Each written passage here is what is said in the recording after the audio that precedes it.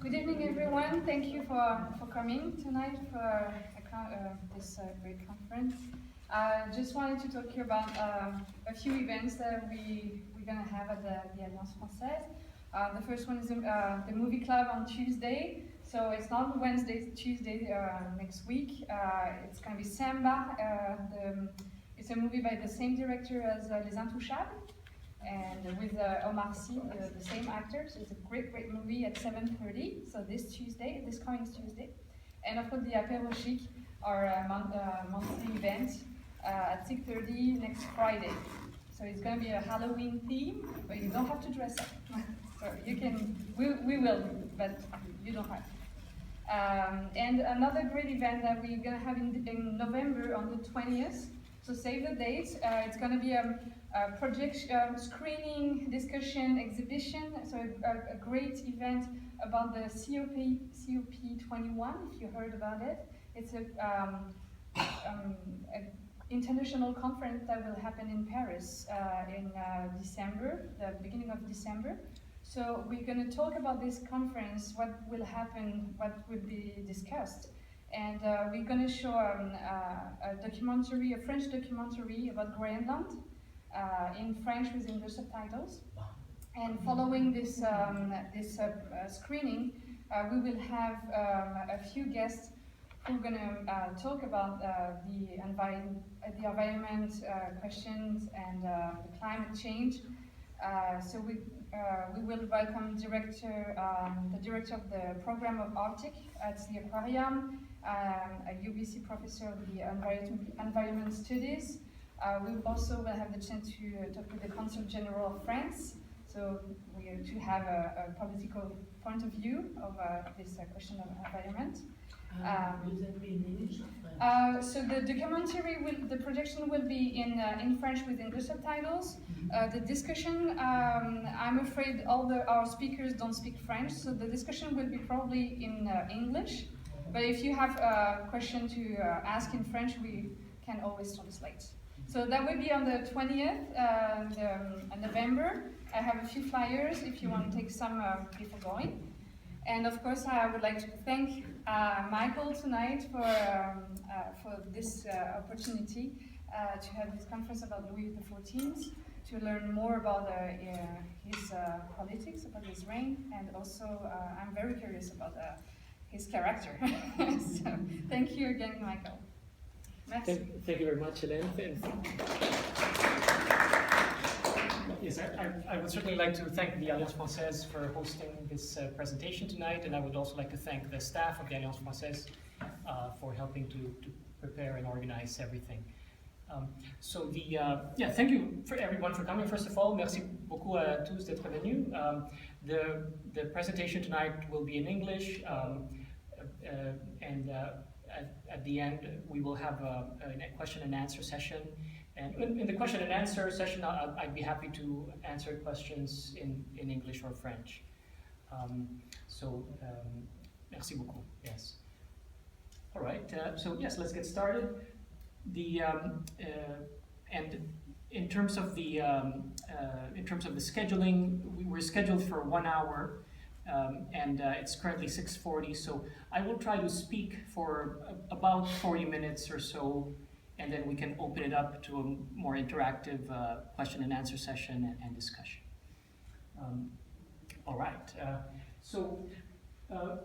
First of all, which is the American state named after this king? Louisiana. Exactly. It's interesting how many aspects or many things that started in his reign are still with us in popular culture in many ways. For example, anyone interested in fairy? Which are your favorite fairy tales? Which are some of your favorite? Yes. So Perrault. Which are some of the famous fairy tales that were written in the reign of Louis XIV? That were put down on paper, published for the first time? Which are some examples, famous examples? Can you think of your favorite fairy tales that come to mind? Sorry? Sleeping Beauty, yes. La Belle au Bois dormant, the Sleeping Beauty. So, yeah, which others? Cinderella, Cendrillon, yes. Any others? Little Red Riding Hood, La Petit Chaperon Rouge, yes. So those famous fairy tales, Puss in Boots, Le Chat Botté, those famous fairy tales were first written by Charles Perrault, and they were folk tales that had been around for a while, but they were first published in French formally by Charles Perrault in the reign of Louis XIV. Another thing from popular culture that comes to mind that relates to the king is the Three Musketeers, the story of the Three Musketeers. Who was the queen? Can you think of who was the queen in the story of the Three Musketeers? Yeah, so the queen in that story, that of course the Three Musketeers is a novel, but it was based on historical characters, and the queen in that novel was in real life the mother of Louis XIV. So some examples of famous things that happened or that come from his reign and that are still with us in popular culture today. Who's been to Versailles? Wow, great, almost everyone. So yes, Versailles had started out as a hunting lodge that was built or used by Louis XIII, his father, but Louis XIV turned it into the palace that we all know today, that many of you have visited. Some examples of items or things from his reign that are very much present with us today. Now, I'm not, in the time we have today, I'm not going to try to talk about his entire reign or cover his entire reign or talk about all the wars or all the famous events or people that took place in his reign. I'm just going to, in the time that we have together, I'm just going to try to talk about 4 or 5 interesting topics or events from his reign and life that I think are fascinating, but perhaps not too well known to most people, right? So I'm just going to try to touch on 4 or 5 key interesting topics from his reign. And so the first thing I'm going to try to discuss is his childhood and how his experiences in his childhood impacted him. After that, I'll try to talk about his private life, his personal character, and his relationships with his family and yes, with his spouses. Thirdly, I'll touch on how his government impacted New France. In other words, what eventually became Canada. Because under his reign in the late 17th century, French settlements in New France expanded quite a bit. And then finally, so the fourth, the fourth topic would be arts and culture. So certainly in terms of language, culture, arts, I'll talk a bit about what his reign gave us, or what impact he had on arts and culture.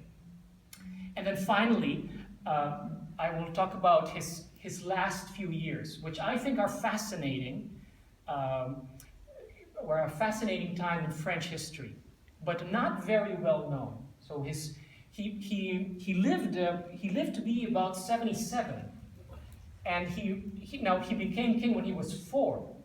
So he was king for about 73 years, and so much happened. But I think the last years of his reign are pretty fascinating, and but not well known, not as known as his other, shall we say, glory days.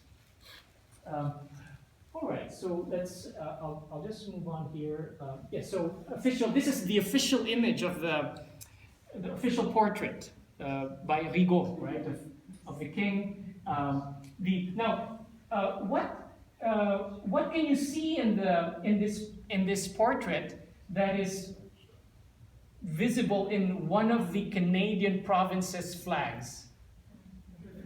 Exactly. Right. So that's where it originally came from. The fleur de lis was one of the symbols of the House of Bourbon, right? The French royal house, the French royal family.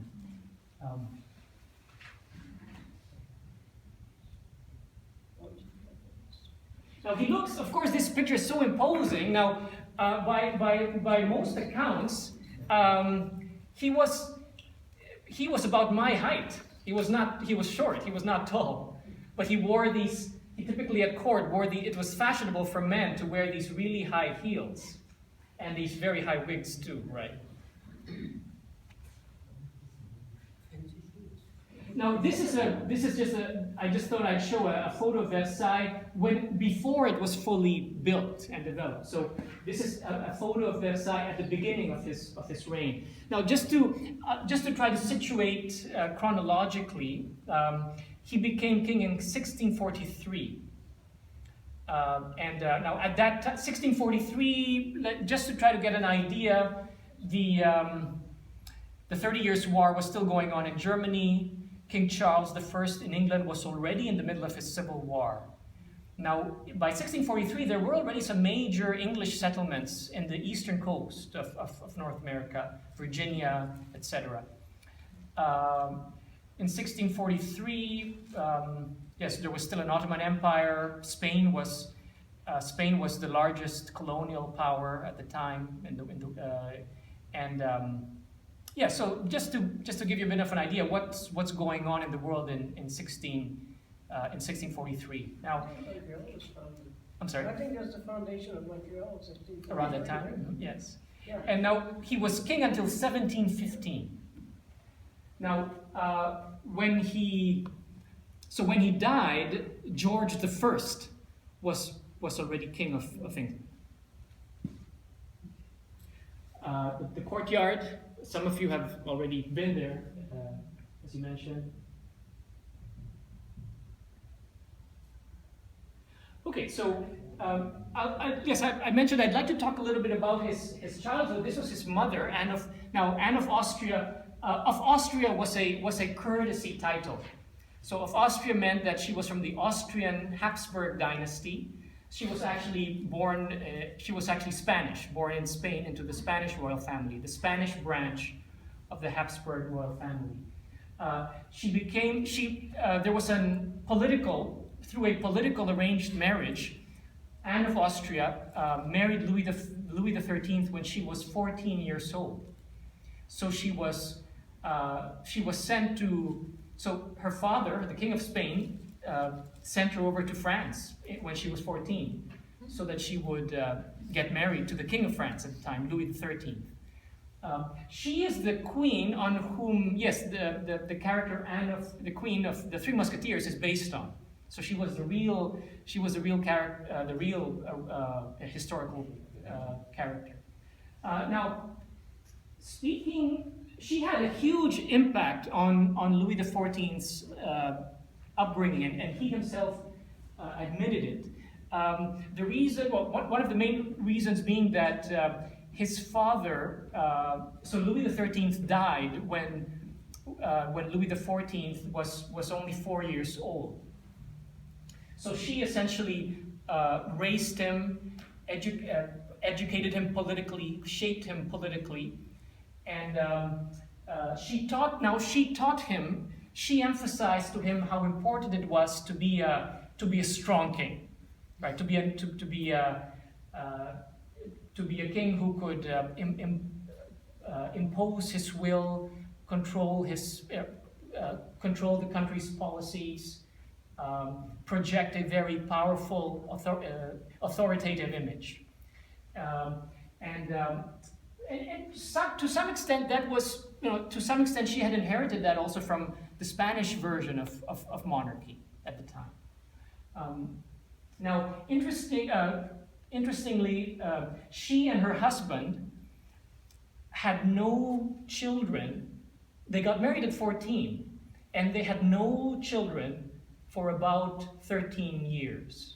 So that she had some miscarriages, but Louis XIV was her first son to be born after 13 years of marriage.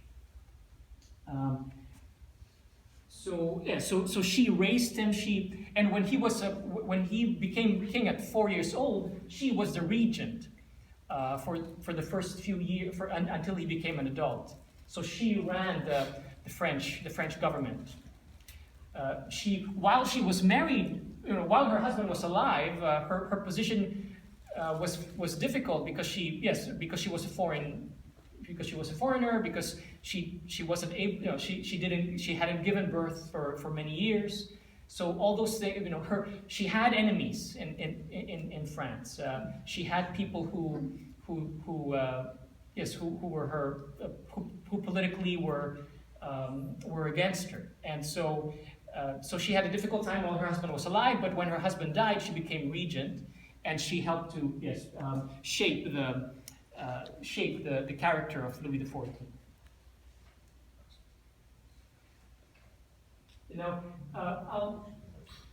Before I move on to his personal life and his character, I'd just like to say one more thing about his childhood. Is that at that time, so when the king was about 10 years old, around 1648, there started in France a civil war, essentially, against the royal government. And it went on for about 4 or 5 years. Now, it was called the Fronde, right? And that Fronde was basically it was a rebellion by the nobility, many in the nobility, and by the many members of the bourgeoisie at the time, and members of the law courts, judges on the law courts. So it was a rebellion against the central government. And now at that, and that was very, for a while, for at times in that period, the royal government was not in control of Paris. So there were times when Louis XIV and his mother and his little brother and with their servants, they had to flee. They had to run away from Paris in order to hide from their enemies. And they even had to sleep on straw sometimes in little huts in the countryside. There was even one time when Louis, when he was a boy, he was at that time during this rebellion. When he and his family were in the palace. At the time, the Louvre was the main royal palace at the time. A mob stormed into the palace, and with apparently hostile intent. Now, the king was instructed. When he was about 10 years old, he was told, pretend to be sleeping. So he pretended to be asleep on his bed, and when the mob stormed into his room, they saw him sleeping peacefully, pretending to be, and the mob was immediately appeased, and then decided to withdraw from the palace. So it's one interesting anecdote, but you can get the sense of, when you're such a young boy, we can get an idea of how traumatic these events can be. He had to run away from Paris. He had to sleep on straw mats at night.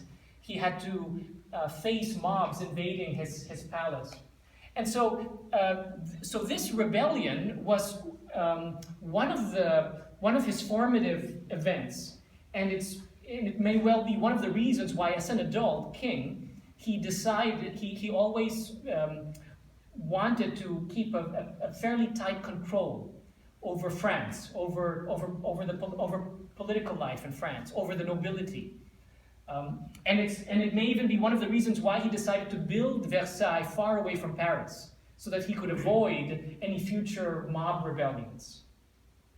So what he went through in his childhood was one of the determining factors in his sort of future policy. Is it okay to ask? Please, yes. Yeah, I just wondered, was the Fronde inspired by the English Revolution at the time? Well, it, you know, the French people were certainly aware of what was happening in England, and in 1649, what happened to King Charles I of England? Yes. So French people were certainly aware. Now, it seems that it appears that the Fronde had mainly domestic causes.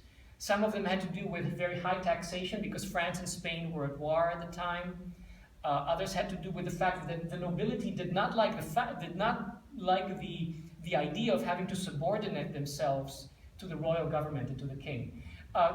Traditionally in French history, there's often been a tug of war, a tension between the nobility wanting to be independent and autonomous in their castles and in their lands, and on the other hand, the royal government and the king trying to centralize power and trying to unify the country. So that's another. So that's another. Yeah, the reasons were probably more domestic, of a domestic origin. Any other questions at this point?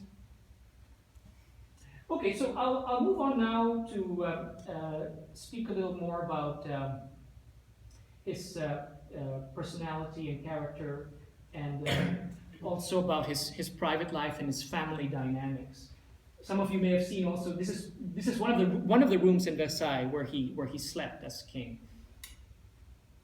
As you know, when he became king, he established a very rigid etiquette, ceremonial in Versailles. So every time the king woke up, there would be a whole ceremony of courtiers and nobles having to pass him his shirt to get dressed, or his water where he could wash his face. And when he went to bed, there would be another ceremony of courtiers having to give him his pajamas and having to help him get undressed to go to bed. Now, he imposed this etiquette and this ceremonial for different reasons. One of the reasons was simply to increase to enhance his image, to increase the majesty and the power of the king and the royal house. But also there was a political motive. He wanted to control the nobility and to emphasize to the nobility that they were subordinate to him and that they had to serve him. Nobles could be made so nervous just by his tone of voice or by his chance remarks, because that would mean it could mean that he viewed them favorably or not, and that had real implications. If you're in favor with the king, he might make you an ambassador or a general or a minister. And if you're not, then there's nothing. Then your career might be over, and you'll just have to go back to the provinces.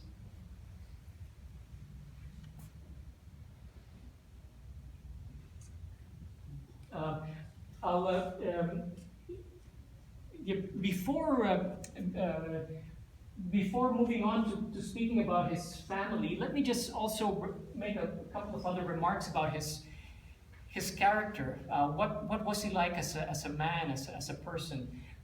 From what we know, his external demeanor was impressive for people at the time.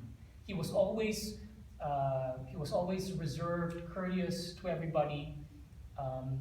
He moved very gracefully. He danced. Can you believe it? He danced in many ballets as a young man when he was a young king. So these ballets would be publicly performed before the court.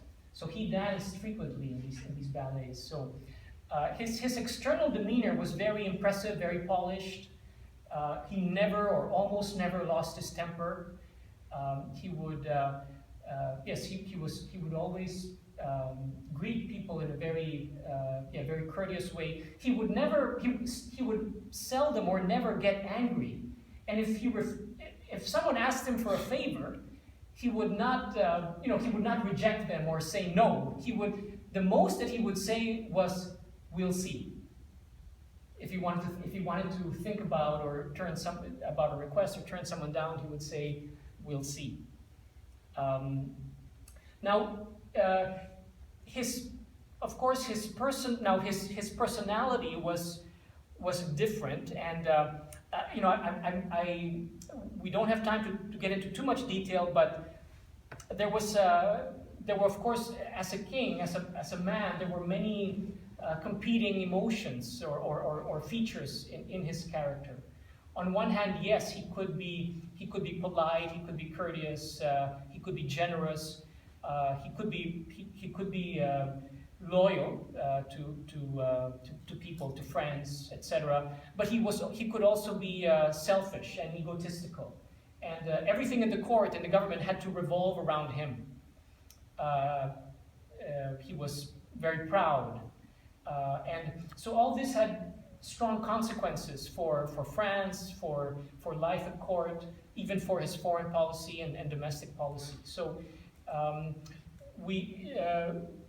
as a young man, we see him as being very hardworking, very conscientious, as a king, very responsible, but yes, also proud, egotistical, vainglorious, and willing to, yes, carrying out, and so that translated often into sort of high-handed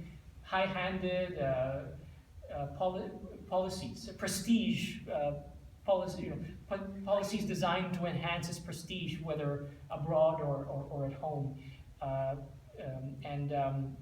yeah. So that's a bit of a sense of what his personal character was like. In spite of the fact that his public image, was very impressive, very majestic. He also went through he would go through many personal difficulties. For example, at the time, he had some toothaches, tooth problems. So the dentist, of course you can imagine how terrible dentistry was at the time. So his dentist pulled out, when his dentist pulled out some of his teeth, they made a hole in his palate. So he had to live with that, right? So in the latter part of his life, he had essentially no more teeth left. And of course, it was people are amazed at how he survived to be 77, given the quality of medical care at the time. His father, Louis XIII, when he was on his deathbed, publicly accused his doctors of having killed him, of having placed him there. So. Yes, he had to. Yes, so physically he had ailments to deal with, as any other person, any other man, in spite of being king.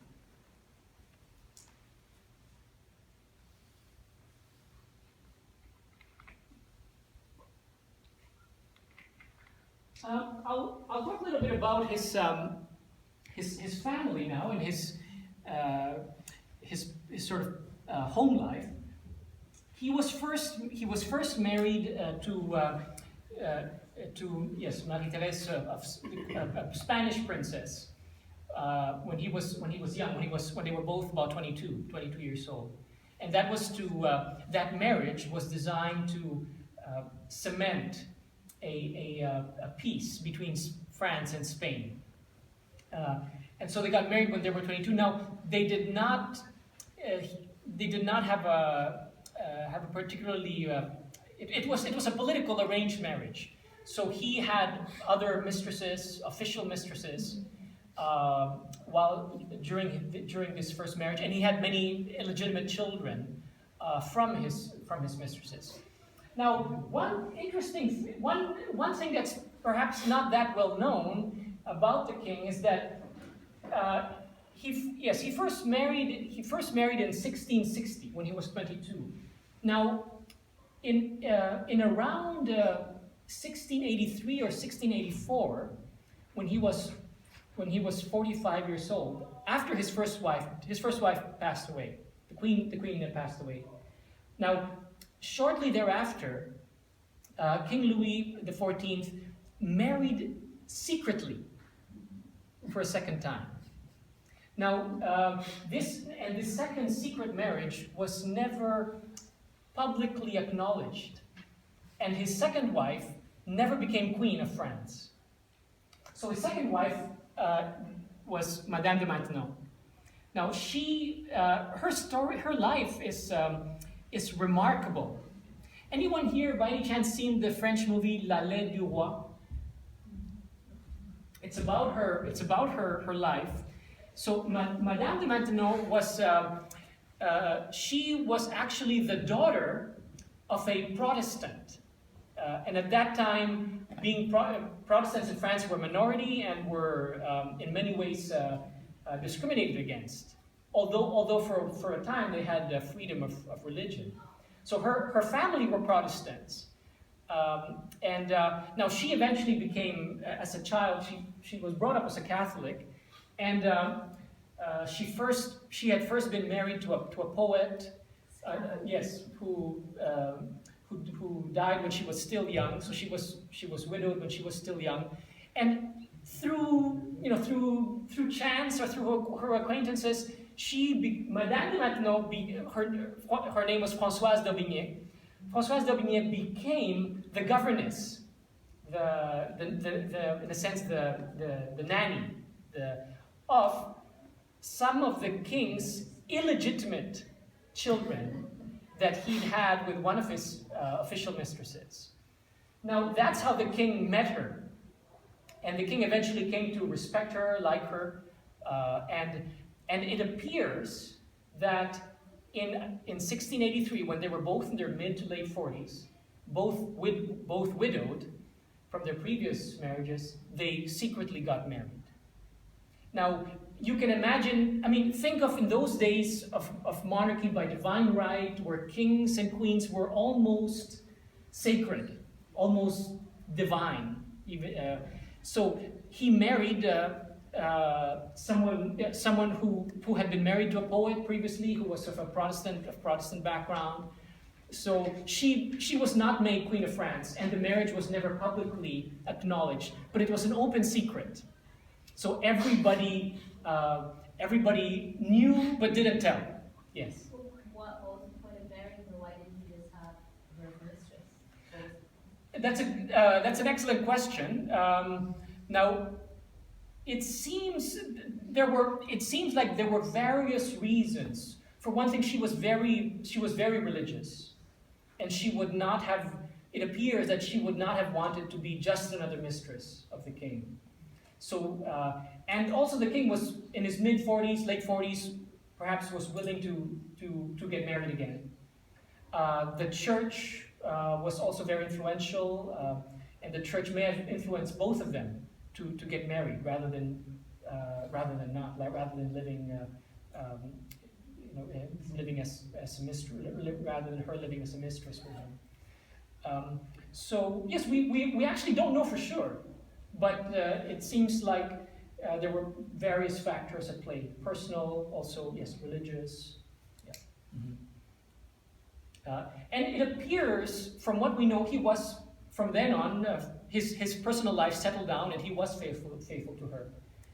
And he did not have any other mistresses, as far as we know. So it's an interesting. It's very interesting, right? Think about he's a king.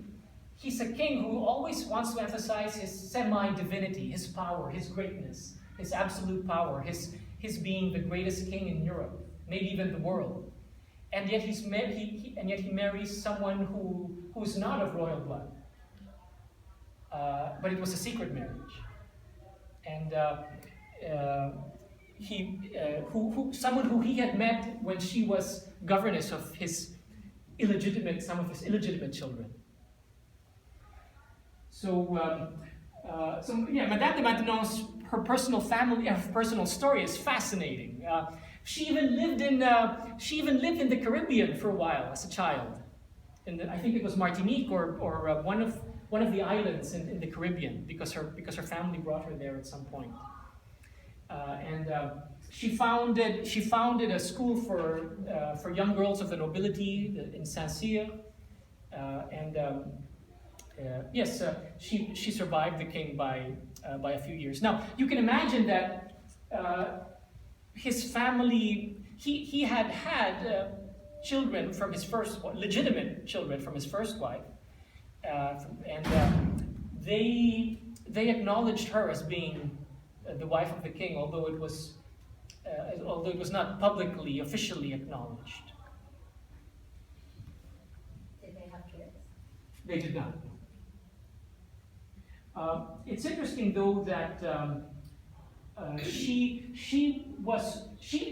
herself never had kids, although she was, for her whole life, for the rest of her life, she was extremely fond of the illegitimate kids of the king that she had helped to raise, and she always helped to promote their political careers, which caused a lot of tension with other legitimate members of the royal family. Yes. So who was the mother of Louis XV? Well, Was that the first wife? Louis XV was the great-grandson of Louis XIV. So I'll come to that a bit later. But now, yes, essentially Louis XIV's son and grandson died before getting the chance to become kings.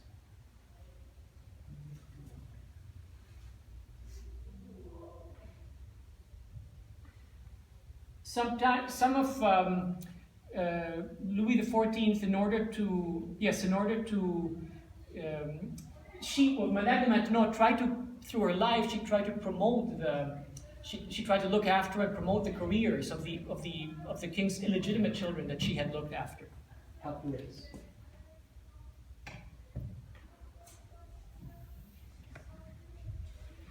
Just a photo here of the king's first marriage to the Spanish princess Marie-Thérèse in 1660. So you can see on the right-hand side of the picture of the painting is the French court, and on the left-hand side is the Spanish court. When they so this marriage was to seal the peace treaty between Spain and France, who had been fighting for 25 years. So you can see it's interesting how in Europe at the time, two countries could be at war with each other, and yet the king and the queen the king could marry a princess from the country that they've been fighting with for the previous 25 years. So royal marriages were a way of sealing peace treaties. You can also see note also the difference in fashion. So at the time, French fashion in the court and the nobility was much more colorful and elaborate, whereas Spanish fashion was much more grave and with darker colors and more simple.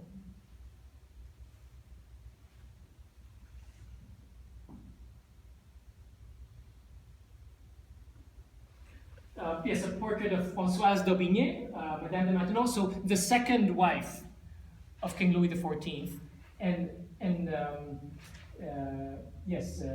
so she survived him by a few years.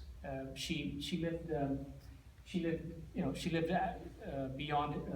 She lived a few years more than the king. Just as one quick anecdote. After King Louis XIV had died, Madame de Maintenon was one day. This is a few years after King Louis XIV had died. She was resting at her home, lying on her bed, and when she woke up, there was a stranger sitting beside her, very tall stranger, and it was Tsar Peter the Great of Russia, who was visiting Paris at the time, and she was one of the people that he wanted to meet, because he said that she had played a great role in the history of her country. But you didn't wait until she woke up before. So to Jim's question, these are the four generations. So sitting down in the brown suit is the King Louis XIV. Now behind his chair is his son. So that is his legitimate son with Queen Marie-Thérèse, he was called Le Grand Dauphin, the Great Dauphin, the Great Prince. Now he died before his father, so he never became king. Now, to the right, in red, is the Duke of Burgundy, the grandson of the king. Now, he also did not live long enough to become king. The person in red, the Duke of Burgundy, he was a bit unusual for the time in that he and his wife, an Italian princess, were passionately in love with each other, which was very unusual in royal marriages at the time, because most were politically arranged. But he died his wife died when she was very young, in her 20s, and a few days later he died too.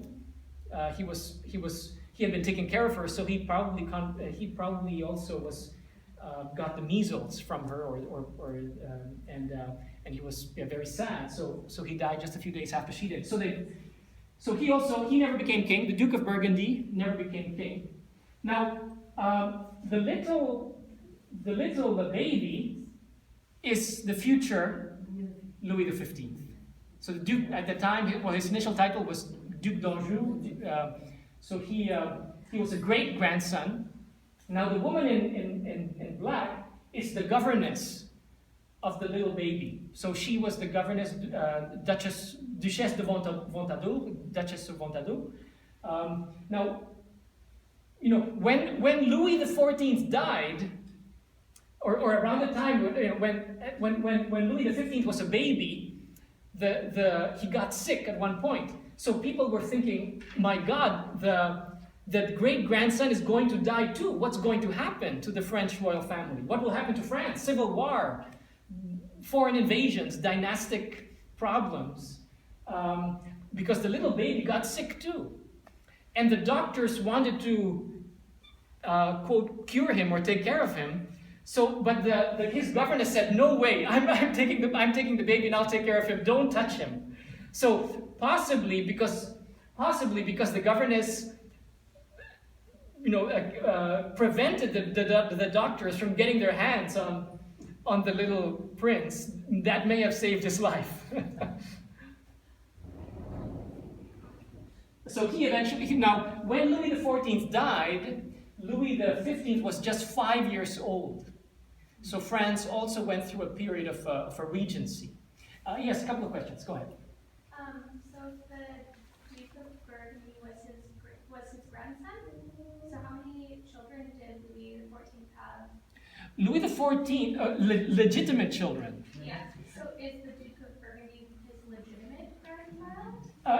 Yes. So the person behind his chair was his legitimate son.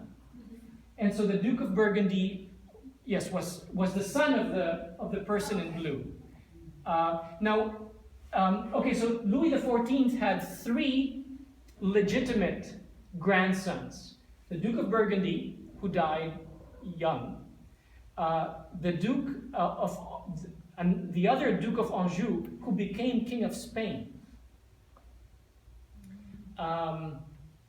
Now, even today, Spain's royal family his family name is? Exactly. So the royal family in Spain today descends from Louis XIV. So Spain of course still has a royal house. Spain is a constitutional monarchy under the House of Bourbon, the Spanish branch. So Louis XIV's second grandson, the younger brother of the Duke of Burgundy, at 17 was sent to Spain to become king. He had another younger grandson who died also very young. Yeah. So he had 3 legitimate grandsons. Two of which died and one became King of Spain. Now, if the little boy had died, if Louis XV had died also as a baby, there would have been a tremendous political confusion because other branches of the royal family would have been fighting for power, and civil war could have easily broken out again in France. Even his second grandson, who became King of Spain, was still thinking about wanting to become King of France should the little boy die. So there could have been war with Spain. I mean, in any event, Louis XV did survive, perhaps thanks to his governess who protected him from the doctors at the time. I have a question question about the Yes. portrait. It doesn't seem unusual in this portrait where you see the line of heirs to the throne that a governess would be in an official portrait. Yeah, I think you're right. It is unusual, and I'm not. Yeah, Did she play a more important role, or? Somebody had to take care of the little boy. I know, but it seems like an official portrait of the 3 or 4, the king and the 3 heirs, and then you have the governess. it's a good question. Yeah, I'm not sure. It is unusual. Yeah. Sir, I'm dying to know, why is the future Louis XV dressed like a little girl? Fashion at the time. Yeah.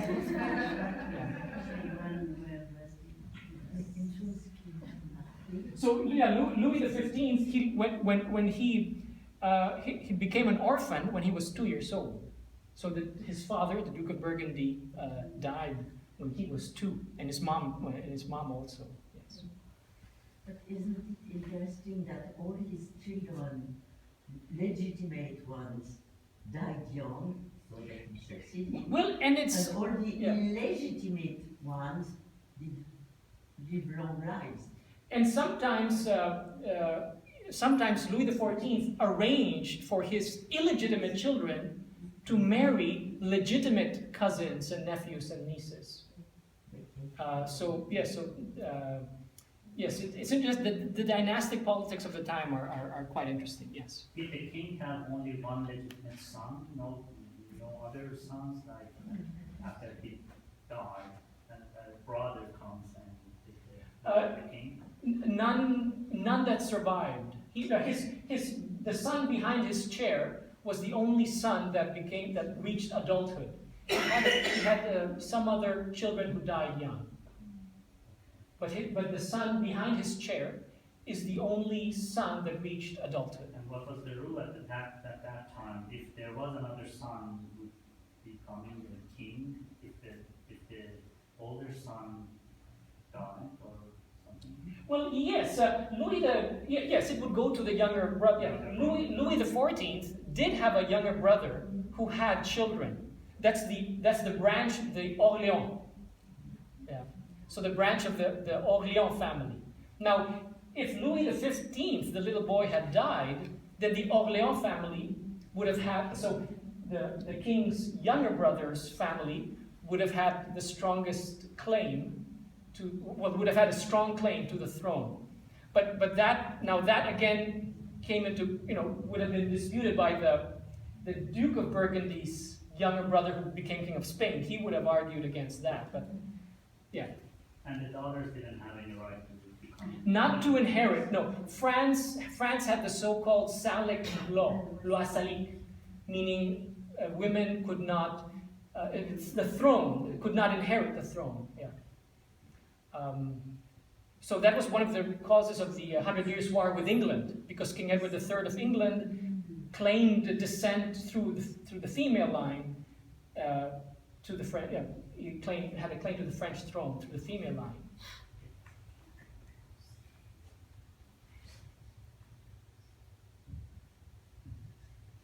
So yeah, just a few more photos of Versailles. You can see the famous Hall of Mirrors, and we can picture the king in all his ceremonies, with especially when foreign ambassadors would visit. These halls would be filled with courtiers dressed in the latest fashions, with music, and with very imposing, impressive dresses. Now, the court at the time was the center of fashion, right? And center of not just of politics and government, but also of fashion, of culture, of the arts. So Louis XIV tended to centralize all those things in Versailles. The gardens, the beautiful gardens in Versailles.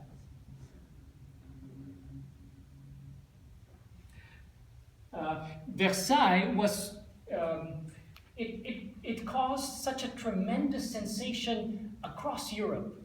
All the other kings and queens of Europe wanted to have a Versailles of their own. So they would build similar palaces, smaller versions in Madrid, in London, in Berlin, in Vienna, right? They tried to imitate the king's Because even though they were fighting, you know, Louis XIV, of course, had constant wars with other kings in Europe.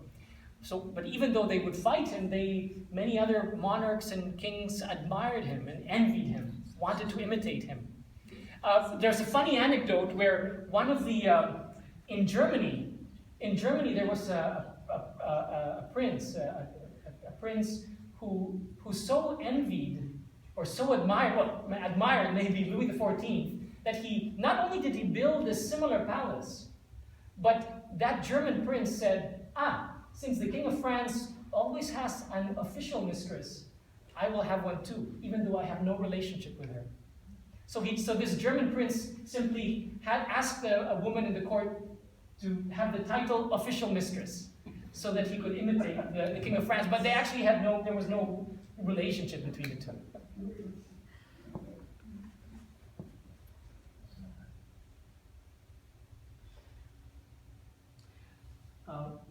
So I'll now move on to talk about.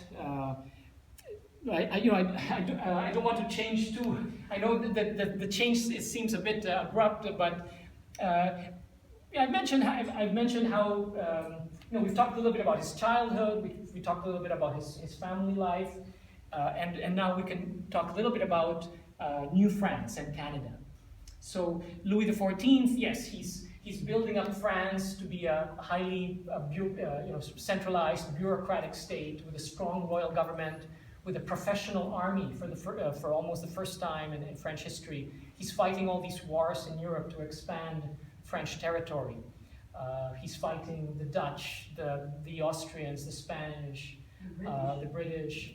And in the meantime, he's also expanding royal power in the French colonies. So at the time, which were some of the can anyone think of which were some of the French colonies at the time?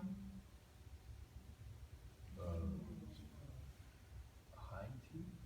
Yes, they were in the Caribbean. Yes, there were some sugar islands in the Caribbean. Guyana? Yes, in Africa, some outposts in Africa. Guyana in South America. Yes, yes, South America. India? Yes, some trading outposts in India. Of course, New France. Quebec, Montreal, Louisiana. Yes, that was discovered where French came there for the first time under Louis XIV, and then named that after him. Yes, can you think of who were some of the famous French discoverers in New France? Champlain, Cartier. Yes, exactly right. So all those. Now, some of those had come to North America under the reign of in previous times under Henry IV, Louis XIII. Now, but under Louis XIV, for the first time, New France. Before Louis XIV,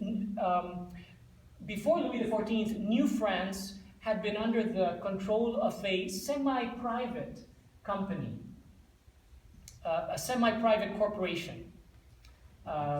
So now, Louis XIV, for the first time, he fully makes New France a royal colony under royal government control.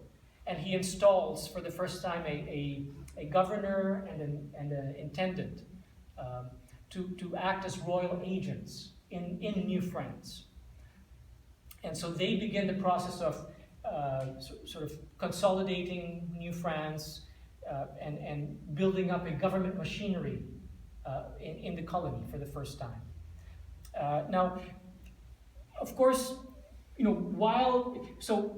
under Louis XIV, we see the establishment of royal law courts, government offices for taxation, for justice, for trade. These things start to get established in New France. Now, around 1680, New France still only had about 12,000 French settlers, so still very small, especially considering that the English colonies in the east coast of North America already had probably at least a couple of 100,000 settlers. Yes?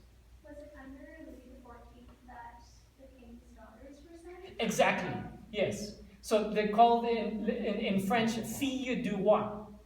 So between in the 1670s, around that time, about 800 young women would be were sent from France to New France to start to get married and start families in New France.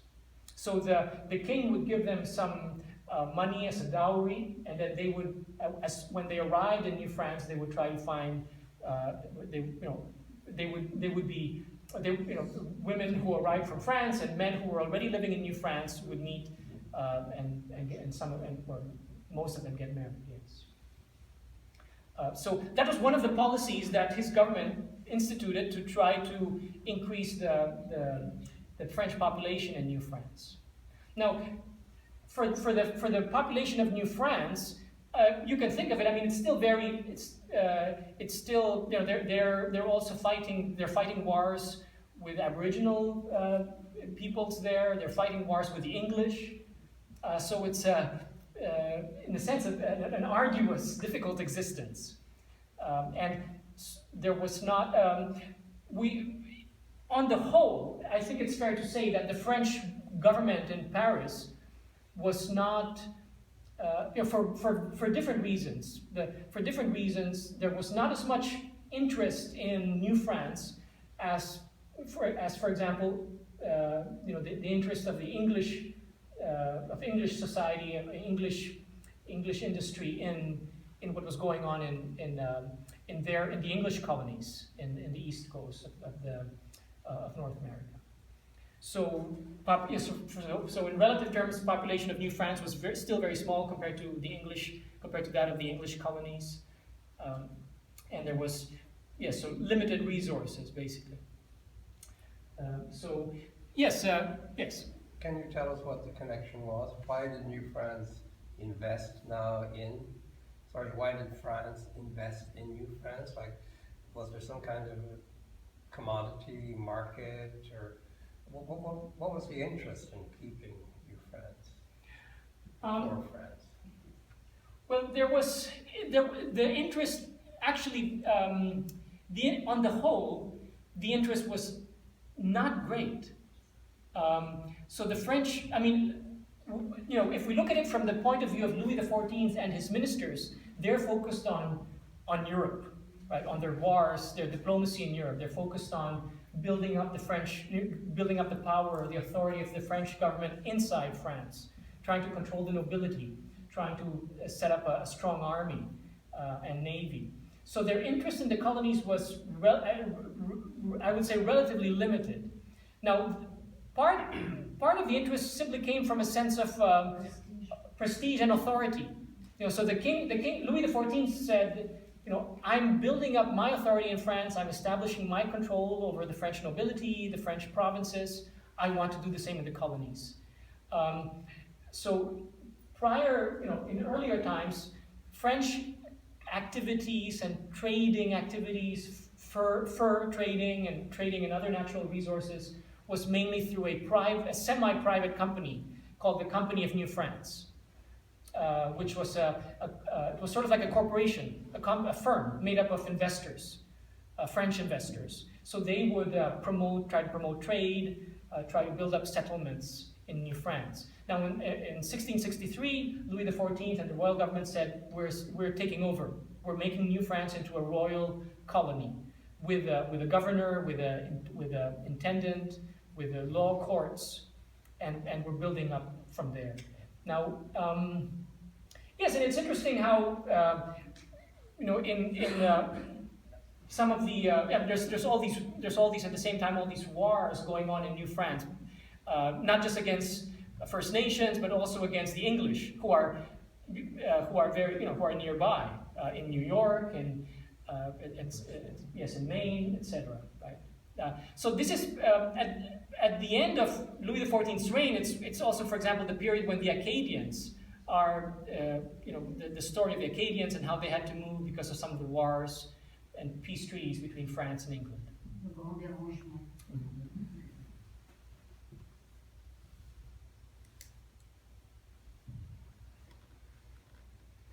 Called Colbert was Louis XIV's Minister of Finance, called Contrôleur Général, Controller General of Finances. And he was one minister who encouraged the French government's expansion of encourage the French government to expand its presence in New France and to establish its authority and its institutions there.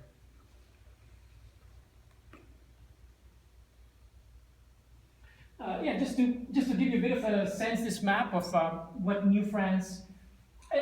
Now the blue is a bit, the blue I have to say is a bit exaggerated.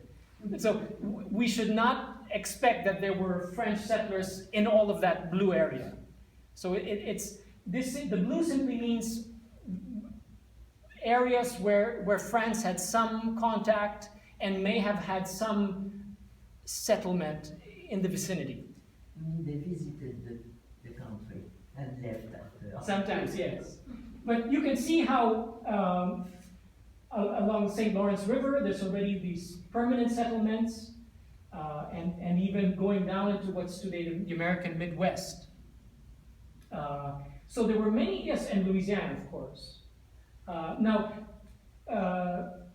English colonies in red are they appear smaller, but were much more highly populated.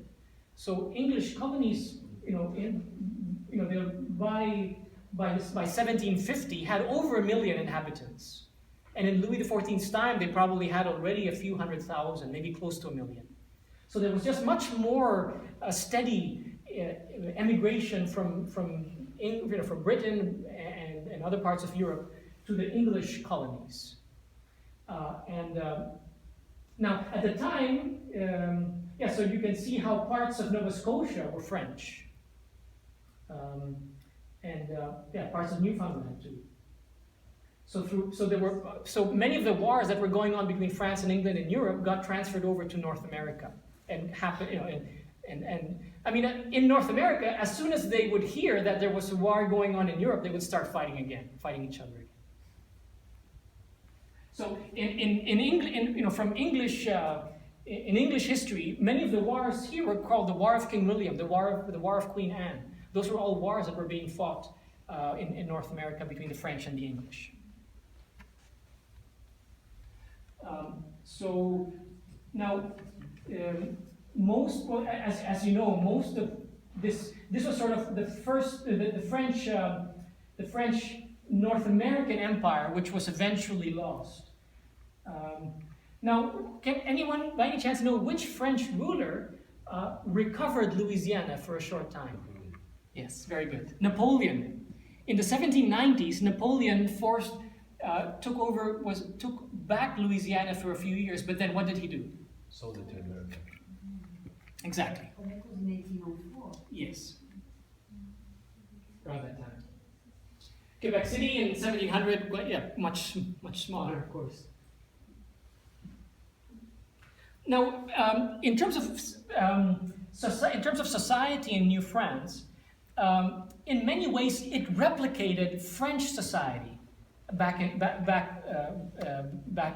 France. So you had the royal governor and royal officials with very strong powers, and then you had a class of landowners, the seigneurs, right, the lords, who owned large tracts of land, and then they rented it out to tenants who would then farm the land. So it was also a very hierarchical society. Of course, the Catholic Church had a very strong presence. The Bishop of New France had a lot of influence and power in society in New France at the time. So in many ways, that's one. I won't spend much more time on talking about New France, but that's one point to think about is how English colonies in many ways were different from society. Society in the English colonies, in the 13 English colonies, was different in many ways from society back in Great Britain. It was not as hierarchical. So in England and Britain at the time, you still had a very hierarchical society with the nobility, there's an elite, and there's that controls parliament, controls the army, the navy, etc. But society in the English colonies was different, was less hierarchical, there was more religious freedom. There was a more, so that was one of the reasons that the 13 colonies eventually separated from Britain. Now the society of New France replicated French society much more closely. You have royal officials with very strong centralizing powers who control the administration and the armed forces, and then you have a hierarchical society based around primarily agriculture. There was some trade, yes, with fur, etc., but a primarily hierarchical agricultural society.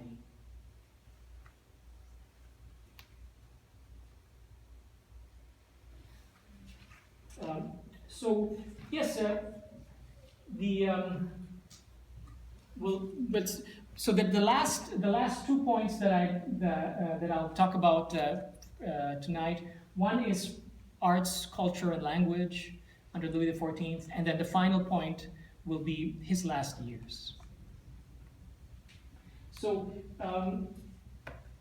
can anyone think of any famous composers, writers, playwrights from Louis XIV's time? Molière, Corneille, Racine, yes. La Fontaine, of course, yes. So it was a golden age at the time for French arts and literature, Louis XIV's reign. And at this time, French language became the international language of certainly of European elites. So everybody in Europe who wanted to be educated, who wanted to be part of the who wanted to be part of the elite, or who wanted to be part of the aristocracy, or to work in diplomacy, had to learn French.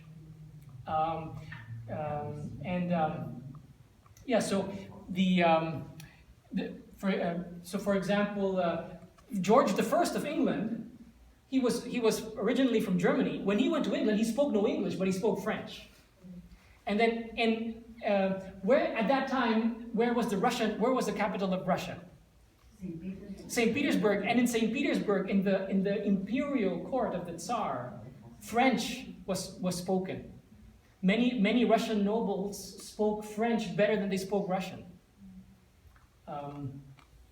So this is a time when French, under Louis XIV, because of his political and military prestige in Europe, that's one of the reasons that French becomes the international language, that everybody in Europe who is educated starts to speak. Before it had been Latin, and to some degree Spanish, but now it starts to become French.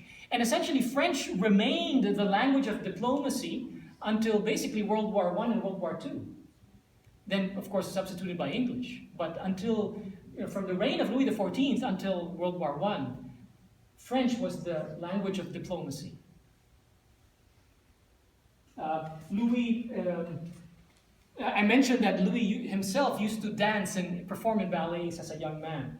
And he also provided subsidies and funding to artistic endeavors, to support musicians, painters, etc. He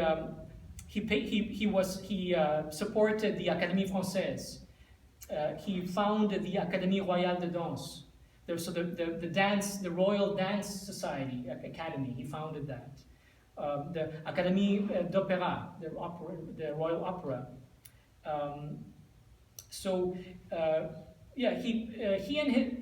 And now, if we ask why, again, it's a combination, right? He had one of his motives are a combination of motives. He saw the arts as a way to enhance his prestige, to enhance his authority, to enhance France's prestige as a nation, to impress people, impress foreigners, impress the French nobility. But he also had a strong personal interest in the arts, right? So he himself performed, danced in ballets, attended recitals, performances at court. Of course, everybody in Europe was following French fashion. Everybody wanted to dress like the French. You know, everybody's asking what's the latest fashion. Now, one point to make is that when the king was young, and for most of his reign, Versailles set the fashion. However, when the king was older, Paris started to become the center of fashion. So as the king got older, the young nobles would start to gravitate away from Versailles and toward Paris. So that's one interesting sort of shift that happened toward the end of his reign. Why did they? Different reasons. Yes, simply in a way the king was simply getting older. In a way the king was not as much fun. The king became, yes, after his second marriage, he became a much more serious, reserved person, not interested in the latest trends, not interested in sort of bigger parties or events. And so younger nobles just found that Paris was more entertaining, more up to date, more modern. So we see toward the end of his reign, Paris starts to become the arts center rather than Versailles.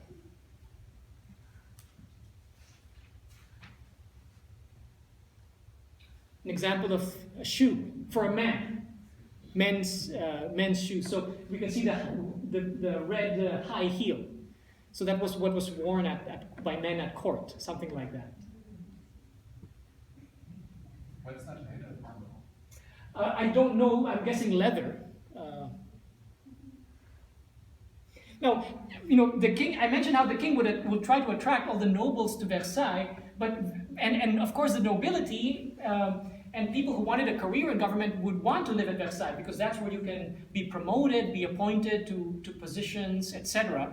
But Versailles was also very uncomfortable to live in. Right, there was no heating system. The sewage system was very poor.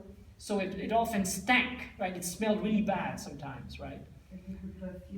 Yeah, that's why one of the reasons they wore so much perfume, yes. So life at Versailles could be very uncomfortable, but people went there because the king was there, because the ministers were there. An example of fashion for women and men at the time. Now you can see how fashion, dresses start to look a bit more to what we wear today. At that time, it was it starts to become a bit more similar to what it's obviously really different from what was worn in the Middle Ages.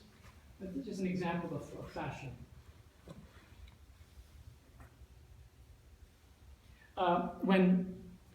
Sometimes when the king had a new mistress, everybody would start to imitate her dress, her fashion sense. So when the king was young, his mistresses, to a large extent, would set the fashion. And under Louis XIV, and of course before, but also it grew under him. The fashion industry start to grow and to develop, and to even in many ways become formalized, where twice a year they would release a new line of clothing, twice a year at the same time every year. Fashion was very. It's interesting how Louis XIV he's a politician, a statesman, even a military leader, but he has a sense of the arts, of fashion, he has a sense of how important imagery is in politics too. Not just substance. Substance, of course, is important, and how large he was always concerned to have the largest army in Europe. But he also had a sense of what today might even be called the quote soft power, right? He knew that language, art, image, those things count in the world of politics too, and they can actually influence other people's behavior. So this is an example, when he was a young man in his teens, this is an example of the costumes that he might have worn for a ballet dance. He himself, right? He would have worn something similar.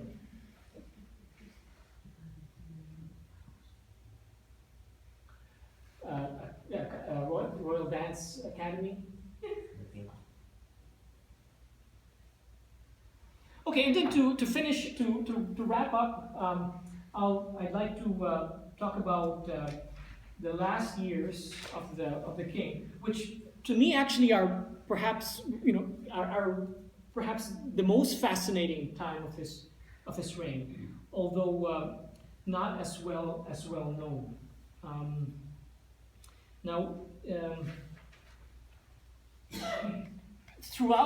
Pretty much throughout his entire reign, he was fighting, right? He was at war with one country or another, or against a combination of countries fighting against him. All the countries in Europe were afraid, or many of them, most of them were afraid of him, right? They feared that he was trying to establish French control over Europe, French hegemony. They feared the fact that he was. They feared his power. They thought he wanted to impose French dominance all over Western Europe. And so he was constantly at war with very short intervals of peace. Oftentimes, at the beginning of his reign, he was often the winner in these wars. There's one small anecdote that I like. Louis XIV, he himself was not a general like Napoleon, although he was interested in military things. But he had many famous generals working for him. Yes.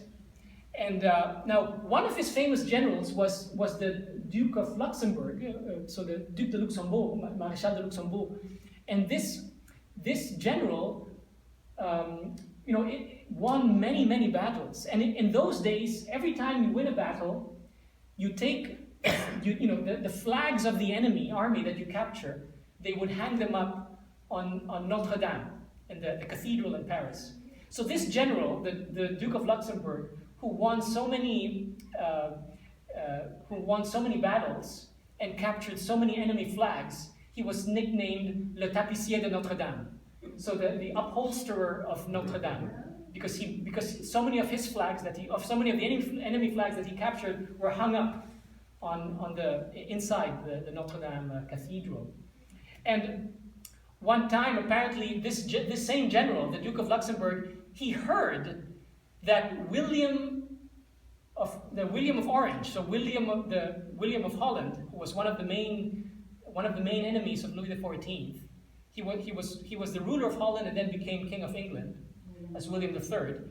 So the Duke of Luxembourg heard that William said.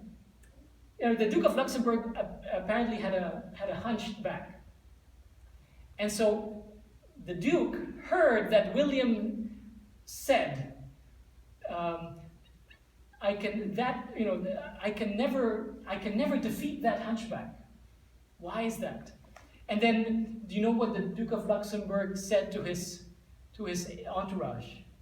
He said, "How does he know that I have a hunchback when he's never seen my back?" So at the beginning of the reign, Louis XIV generally would often win, right? He's hit the wars, the battles. Now in the final years that changed. Okay, so in his last war, the war which is over Spain, over who would control the Spanish Empire, would it be the grandson of Louis XIV, or would it be a grandson of the Austrian emperor? Okay, so that was the last war. And in this war, there was an alliance of basically almost all of Europe against France. So, and France was losing lost many battles, and it looked like France might lose the war. So that was the drama the great drama in the last years of the king. Now imagine, we've been talking, of course, about the king, and he's obviously he and his surroundings are the focus of our talk. But let's think for a second of the French peasants. Okay, so French peasantry at the time, people living in small huts in the countryside, would have made up over 90% of the population. That you have some, of course, the nobility is just 1 or 2%, and the bourgeoisie is very tiny as well, maybe another 2 or 3%, maybe a little more. But at that time, France was still primarily an agricultural country with an agriculture-based economy. And now so the peasants are basically the ones who, through their taxes, are paying for the king's wars. We can imagine the burden being placed on them. And not only do they have to pay taxes, but young peasant men are being sent off as soldiers to fight in the king's wars. And because of the wars, trade and commerce with other countries is very, very limited. So French society is really being, all these years, after all these years of war, and French society is being really crushed by the burden. And that's part of the drama of the last years of the king. Now the king, he didn't, he had at least in the abstract, he had a vague sense that yes, my people are suffering, but he did not want to. He did not want to finish the war in a way that would be with an unfavorable peace for France. So we can see map of Europe at the time. Look how big the kingdom of Poland and Lithuania is. Now France is pretty much the same as today, except for Lorraine. So Lorraine was not yet officially a French province. Yes, Alsace, under Louis XIV, Alsace for the first time came officially under French control.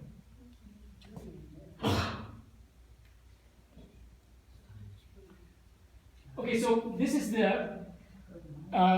so the Duke of Marlborough was the French general who during this last war, frequently defeated the French armies. You may remember that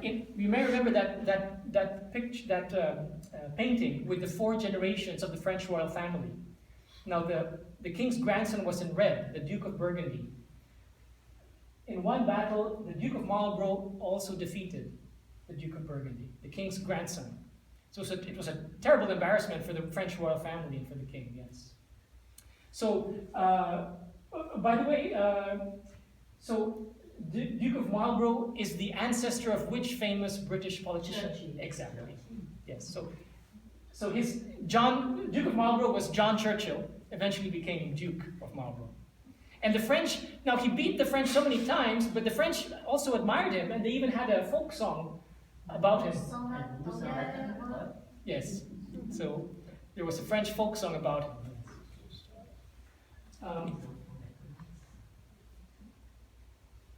So this was the English general that, in the last war of the king, defeated the French armies many times, and very badly, very, very badly.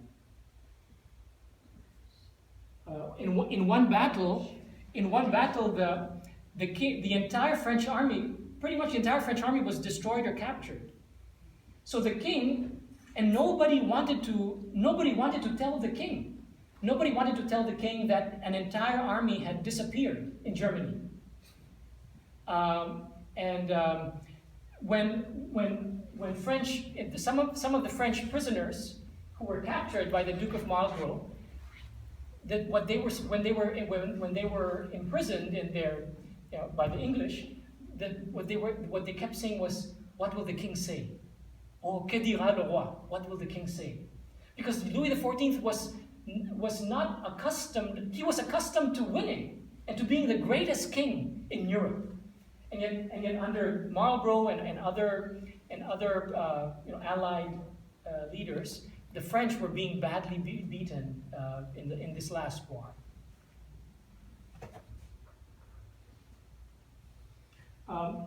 Now, I'll just, before concluding, I just want to say again about the last years of the king. France, the Allies, even invaded France 3 times. Was it a coalition? Yes, a coalition. Mainly the English and the Austrians, but with others too, and the Dutch. But France was invaded about 3 times. And in that year, 1709,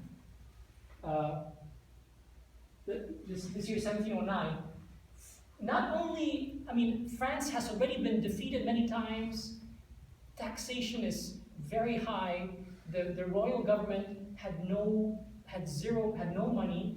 The king, Louis XIV, the greatest, at the time, the greatest king perhaps in the world, he had to personally meet with a banker to basically beg him to lend the government money to keep fighting in the war.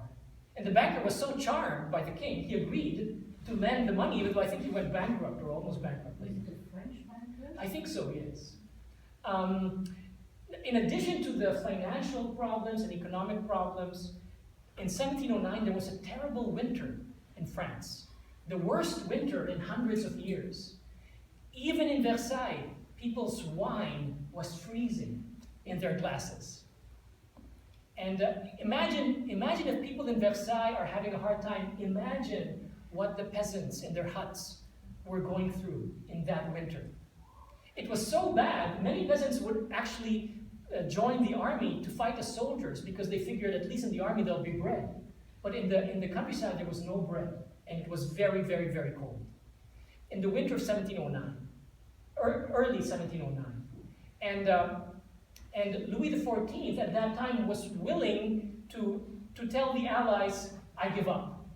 I'll surrender. You can take, Spain and the Spanish Empire can belong to the Austrian prince. So Louis XIV, he even wrote in a letter, I have forgotten my glory. Right? It was very dramatic, right? Because for many years, Louis XIV had been the proudest, the greatest king in Europe. And yet by 1708, 1709, he's humiliated, he's having to abandon his grandson, he's having to accept defeat. Now the Allies, guess what they did? Instead of saying, okay, we'll take it, the Allies wanted to humiliate the king even more. So they told the king, okay, not only is Spain going to go to the Austrian prince, to the Austrian archduke, but we want France to help us kick out the king of Spain. In other words, Louis XIV's own grandson. We want France to help us kick out your own grandson from his Spanish throne. And Louis said, that's too much. I can't do that. So France has to fight on. Now, in 1709, I think it was in the spring, Louis did something unheard of in French history. In France, the king is typically divine, right? And he represents God. He doesn't really have to listen to the people. He's supposed to take care of the people, but he's not accountable to them. But in 1709, after all these peace negotiations, for the first time in French history, Louis appealed directly to the French people. What he did was he wrote a letter that was distributed to all the churches, all the parishes in France, and all the priests were supposed to read out this letter to their parishioners, explaining why the war had to go on. In other words, the Allies had asked the king to help them expel his own grandson from the throne of Spain. And how did the French people react? They reacted enthusiastically to support the king, right? And so the war went on for another 4 years. And in 1709, the Allies invaded France, but there was a French army that stopped them. They invaded France a couple of more times. And at one point, there was the king. Some of the king's advisors were telling him, "Get out of Versailles, because the Allies are going to be in Paris in no time." And the king refused. He said, "No, I'm staying here, whatever happens." So finally, the Allies in 1712 were beaten back, and in Spain, the king's grandson, with the help of the French, was able to keep his throne in Spain, which is why there's still the Bourbon family in Spain today. And so at the end of the war, so in 1713, the king was able to finish the war with a relatively favorable peace. So Spain, his grandson could keep the Spanish throne, although some Spanish territories in Italy and other places had to be given up to the Allies. But yeah, it was very, very dramatic moments. And I mean, in French history, we think of 1940, 1871, dramatic, 1815, dramatic periods in French history, moments when France was invaded or other, important, big things happened. But 1709, 1710 is another dramatic, not as well known, but another dramatic point in French history where France was at the end of its resistance, but the king, by stepping outside of his regular role and appealing directly to the French people, he was able to rekindle French spirit and beat back the invasions that were taking place. One can make an interesting parallel with Napoleon. Was exactly 100 years later. 1809, he still won at the Bataille de Wagram. And then we very well know, and you cited it in 1815, it was all over. So it was exactly 100 years later. Yes. That was his final years were very dramatic. In addition to the war and the economic problems, financial problems, we mentioned earlier how his son and his grandson in this period died. And so Louis XIV, not only is he facing foreign invasions and national humiliation, but he's also facing within his own family. His son dies, his grandson dies, and there's only a baby left to carry on the dynasty. In terms of what is the in terms of the king's significance, I mean, for France, he was someone who finally established a centralized French state and royal administration. So tremendous impact on the history of France and its development.